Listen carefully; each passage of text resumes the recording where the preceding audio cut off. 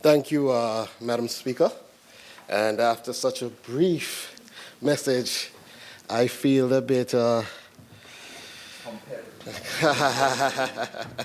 don't know if that's the word I was actually going to choose, but I really think it's critical, Madam Speaker, that we stand and give the nation an update on the good work that is going on in and around our ministries and certainly across the government.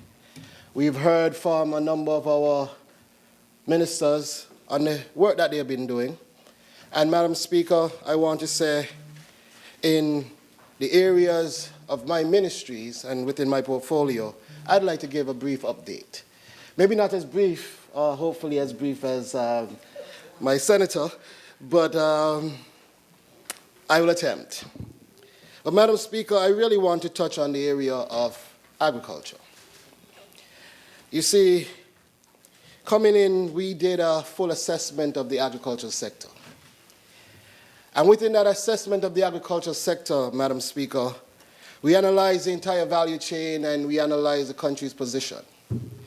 Because coming from a country that was once a dominant agricultural country, we recognized that we needed to regain that esteem.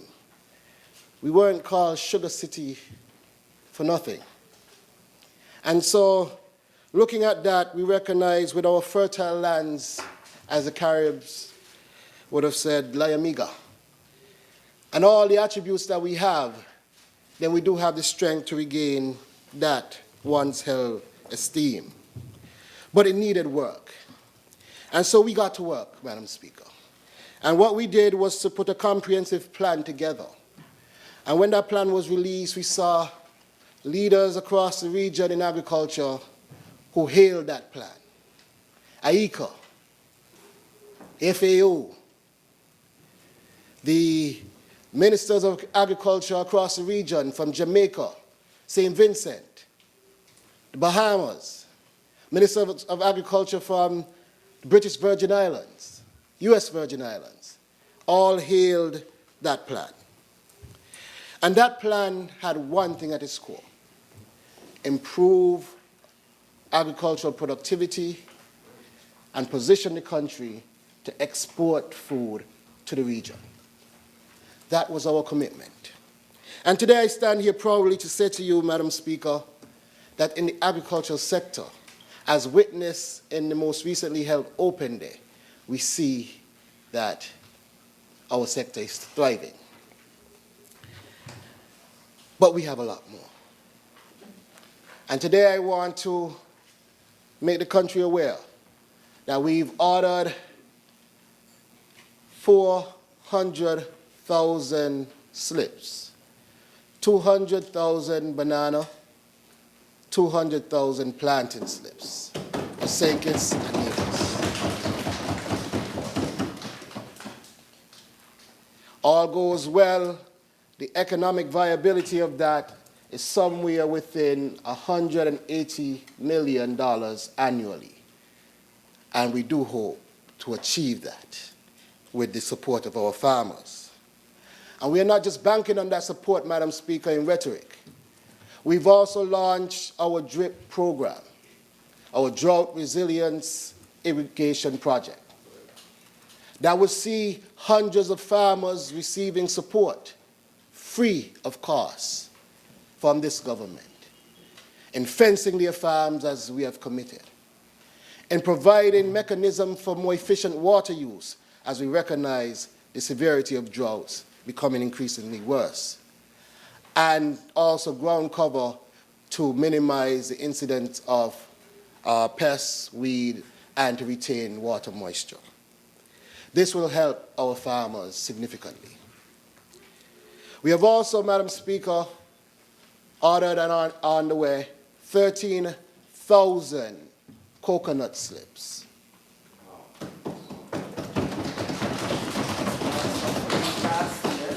Certainly. I remember a time, Madam Speaker, when sailing into Nevis was even more gorgeous than it is today. When you sail in and you had that quintessential look of a tropical island, with coconut trees dipping into the ocean as if they were taking a swim. Sadly, we have lost some of that. But here we are working to regain that image. When the drive into Date Bay was lined by coconut trees on either side, we are working to regain that. And we have ordered our first set of 13,000 coconut plants. The sector is alive and well. While we talk about agriculture, we cannot, of course, leave out our fisher folk. And our fisher folk have been receiving support, so much so that the data has shown that in 2023, the fisheries sector would have brought in $15+ million to our people engaged in that sector. I think that's a huge accomplishment. And Madam Speaker, I mentioned that because in the data that we have, there's no year showing in any data that I've seen, nowhere within $3 million of that figure. Highest we've ever seen by our data that we can account for. This is what we are talking about. This is what we committed to our people. Transformation. And as a minister, every day I wake up with that commitment. And sometimes I listen to those trying to gain attention and political relevance. And oftentimes I just smile and I say, you know, it is a good thing that I don't like drama. But I love delivering.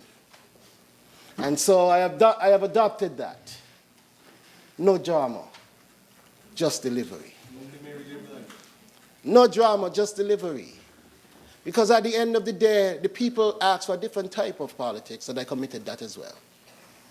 One, we are seemingly, some people like the politics of, how to say it in colloquial terms, hiking up the frock. And for me, I don't engage in that. The bickering and the arguing and the abusing, I care not for that. We're here to progress. Move St. Kitts and Nevis onward and upward. And the agricultural sector is playing its part in doing just that. But before I leave, Madam Speaker, I want to extend my continued encouragement to some members and institutions within Constituency 4. You see, Madam Speaker, in the area of sports, 2 years ago, nobody recognized that the Old Road United Jets existed as a football club. Today, the Old Road Jets is a big team in the park. Whether you're speaking on male or female football, the Old Road Jets, big team in the park. Female champions currently, well, we know what. You just recently won a champion. Yes, we give the credit. Okay. But when you see Old Road Jets in the park, you know we're there. The big team in the park. Okay. But that is because of continued support from the community and the other institutions to ensure that our young players recognize their potential. And as a Minister of Sports, and as a fundamental part of empowering that team and that club, I'm proud. And so I think we all should be proud of that development. Where 2 years ago, they were facing relegation. Now, they are questioning whether or not they'll be the next champion team. That is significant improvement. But I also want to take a time out to acknowledge our contestants for our pageant this year, Venetia D'Souza from Old Road, who I can say will be taking the crown on Saturday. And with that, Madam Speaker, Number 4 is still roaring, and I am still here representing them. Thank you, Madam Speaker.